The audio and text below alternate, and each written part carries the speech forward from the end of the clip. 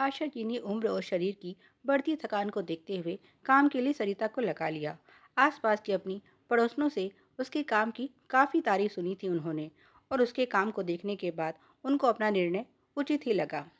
उनके नर्म स्वभाव के चलते कुछ ही दिनों में उनकी सरिता से अच्छी पटने लगी। वो अपने घर की समस्याएं जब उन्हें ये कहकर बताती कि मैडम जी, आप तो बिल्कुल मेरी माँ जैसी हैं। आप जैसी अच्छी कोठी वाली आज तक मुझे नहीं मिली। आप ना तो काम में मीन मेख निकालती हैं, ना छुट्टी को लेकर चिक चिक करती हैं। आप सच में मुझ गरीब की परेशानी समझती हैं, वरना तो दूसरी कोठी वाली ज़रा ज़रा सी बात पर पगार काटने का बोलती हैं। ये सुनकर वे मन ही मन खुश होती। आपके घर में काम करते हुए ऐसा लगता है जैसे अपना ही घर है। उसकी चिकनी चुपड़ी बातों से खुश होकर वे उसे कभी खाली हाथ घर से जाने नहीं देती थी। उनकी बेटी पायल उन्हें कई बार समझा चुकी थी, माँ तुमने पहली बार मेड रखी है, इसलिए तुम इनको नहीं जानती।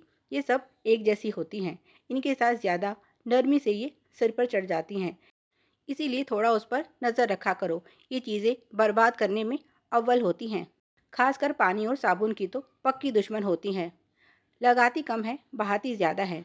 पायल की बातों का उन पर कोई असर नहीं होता। वे उसे खाने पीने की चीज़ें और अपनी वो अच्छी साड़ियाँ जो अलमारी में पड़ी धूल फाक रही थी देती, तो वो खुश होकर उनकी तारीफ में कसीदे पढ़कर उनकी नरम दिल की जी खोलकर तारीफ करते हुए इशारों में कुछ ना कुछ मांग रख देती। उसे पता था कि आशा जी के मन में उसके लिए सॉफ्ट कॉर्नर है, और तारीफ तो औरतों की पहली कमज़ोरी होती है।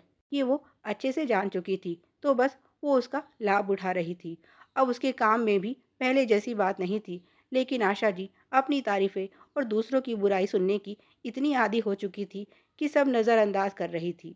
एक दिन लिफ्ट में कुछ खराबी होने के कारण उन्हें सीढ़ियों का रास्ता लेना पड़ा। हाँफते हुए वे ऊपर पहुंची। सरिता के आने का भी समय हो गया था। बेचारी बाहर खड़ी होगी इंतजार में। तभी सरिता की आवाज़ सुनाई दी। किसी से कह रही थी, ना जाने ये बुढ़िया कहाँ चली गई। कितने घरों का काम पड़ा है। अगर कहीं जाना था तो पहले बता देती, मेरा टाइम खोटी तो नहीं होता। दूसरी काम वाली बोली, पर ये बुढ़िया तो बहुत अच्छी है, हमेशा तुझे कुछ ना कुछ देती रहती है। क्या खाक अच्छी है, झूठ बोल बोलकर चने के झाड़ पर चढ़ाना पड़ता है। और दोनों हंसते हुए आगे बढ़ गई। आशा जी ठगी सी उसे जाते देखती रह गई। अगले दिन जब वो काम पर आई तो आशा जी ने उसका हिसाब तैयार कर रखा था। उन्होंने मुस्कुराते हुए उसे पैसे दिए और बोली, अब तुझे झूठ बोलना नहीं पड़ेगा, और ना ही कोई मेरी अच्छाई का फ़ायदा उठा सकेगा। नई काम वाली आ गई थी। वे उसे काम समझाने में व्यस्त हो गई। अब उनसे वही गलती दोबारा नहीं होगी।